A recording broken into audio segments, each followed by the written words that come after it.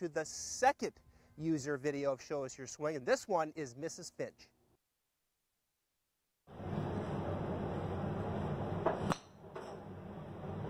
Okay, Mrs. Finch, here we go.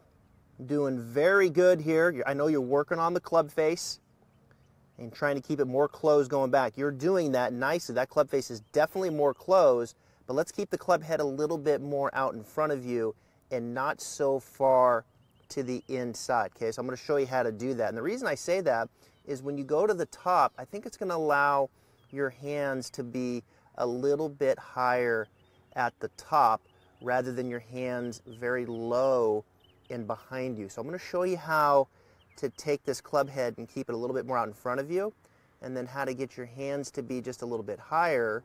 And I think that's going to really set the stage now for you to turn through just like you did there and finish full with your hands once again higher over your left shoulder. Okay, so I think you're doing a good job of turning going back, shoulders and hips. Look at that, fantastic. I think you're doing a good job of replanting that lead foot, shifting weight and rotating, but we've got to get your hands to be a little bit higher at the top and a little bit higher at the finish. And in doing that, I'm going to make sure that the club head starts just a little bit more out in front of you here in the initial backswing. So well done with the body, well done with the club face. Let me show you a couple things to kind of help shape the swing a bit, and I think you'll have more success with the driver.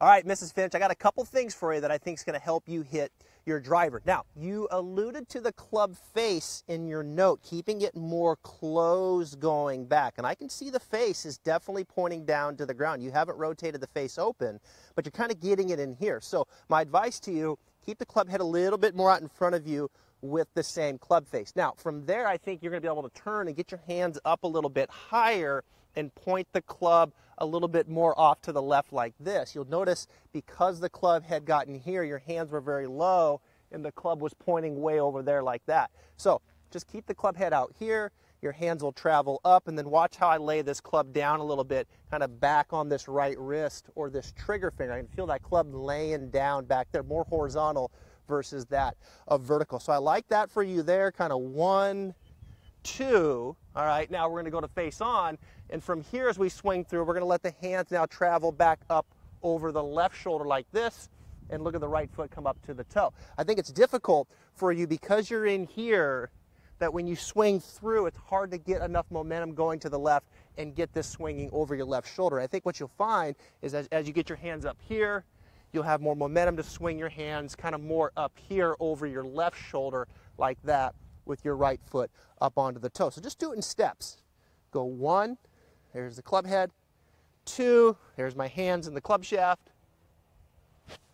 3, there's my finish, right foot up to the toe. And I think that'll help kind of segment it a little bit, piece it together, 1, 2, 3, then you can get some flow, and I promise you, you'll get more distance and more accuracy with that driver. All right, let's go to